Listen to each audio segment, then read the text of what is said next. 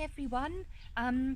When Archie was choosing a book for us, I couldn't find any dinosaur books in my house, which I was very sorry about because I know that Archie loves dinosaurs.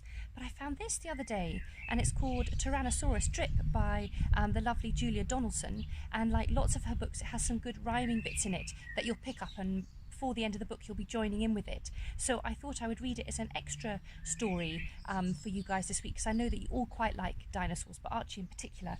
So this is Tyrannosaurus Drip, which is a great story. So I'll crack on. Here we go.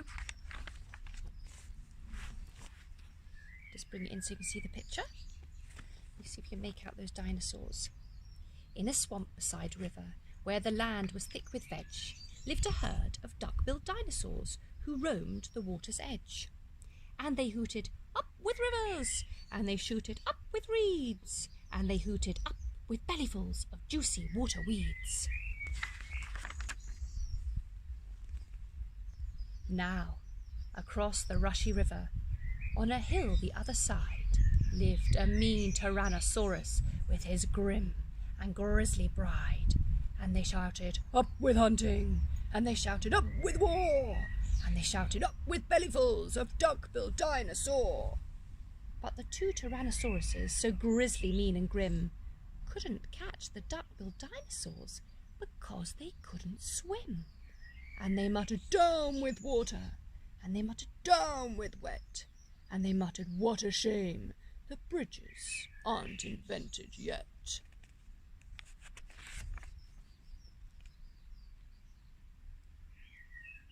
Now,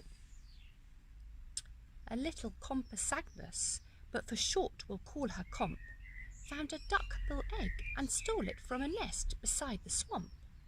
And she swam with it, and she ran with it, and murmured, "Clever me!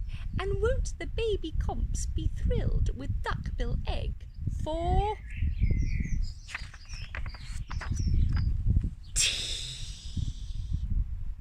She dropped the egg in terror and went running for her life from the mean Tyrannosaurus and his grim and grisly wife.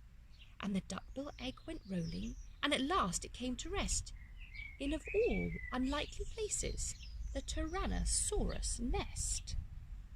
Now the mother T had great big jaws and great enormous legs, but her brain was rather little, and she couldn't count her eggs. And she sang, "Hatch out my terrors with your scaly little tails, and your spiky little toothies, and your scary little nails." Out hatched babies, 1 and 2, as perfect as could be, but Mother T was horrified by baby number 3, and she grumbled, "He looks weedy," and she grumbled, "He looks weak," and she grumbled, "What long arms, and look, his mouth is like a beak." "He just needs feeding up," said Dad, and gave the babe some meat. The first 2 gulped and guzzled, but the third refused to eat. And he said, "I'm really sorry." And he said, "I simply can't." And he said, "This meat looks horrible. I'd rather eat a plant."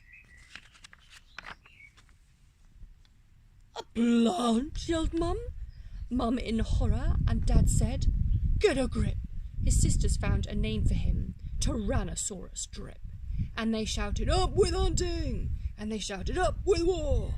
And they shouted, "Up with bellyfuls of duck-billed dinosaur!" Poor Tyrannosaurus Drip tried hard to sing along, but the others yelled, "You silly Drip, you've got the words all wrong." For he hooted, "Down with hunting!" And he hooted, "Down with war!" And he hooted, "Down with bellyfuls of duck-billed dinosaur." Aren't they scary looking? Drip's sisters soon grew big enough to hunt with Dad and Mum, but they turned on Drip and told him, "You're not fierce enough to come." And he cried, "They've gone without me." And he cried, "Alack-a-day." And he cried, "This doesn't feel like home. I'm going to run away." So he ran off to the river, where he saw a lovely sight, a herd of duck-billed dinosaurs, all hooting with delight. And they hooted up with rivers, and they hooted up with reeds, and they hooted up with bellyfuls of juicy water reeds. As he stood there on the bank, a sudden urge took hold of him, and he jumped into the water and discovered he could swim. And the duckbills came to greet him by the rushy river's edge, and they hooted, "Nice to see you!" And they hooted, "Have some veg!"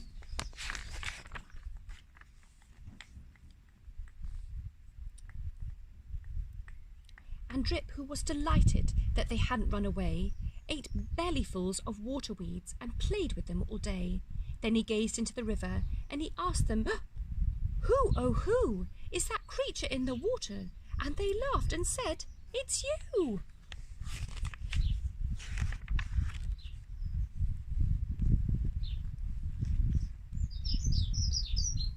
That night the lightning crackled and a storm blew down a tree, and it fell across the river, and the teas cried out, "Yippee!" And they shouted up with hunting, and they shouted up with war, and they shouted up with bellyfuls of duck-billed dinosaur. Drip's sisters stepped onto the bridge, but then began to frown, for there in front of them stood Drip, who yelled, "Look out! Look down!" And they looked into the water, and they each let out a yelp, and one cried, "Water monsters!" and the other one cried, "Help!" The mother scolded, "Nonsense!" and she joined them on the tree. Then she looked into the water and exclaimed, "Goodness gracious me!" The three of them stood trembling, and Dad said, "Get a grip! You're all of you as drippy as Tyrannosaurus Drip." He strode onto the bridge and scoffed, "I bet there's nothing there." Then he looked into the water and jumped into the air. And now the duckbills hooted when he landed with a crash, and the tree bridge broke, and 4 Tyrannosauruses went splash. And spluttering and clinging to the branches of the tree, they went whooshing down a waterfall and all the way to sea.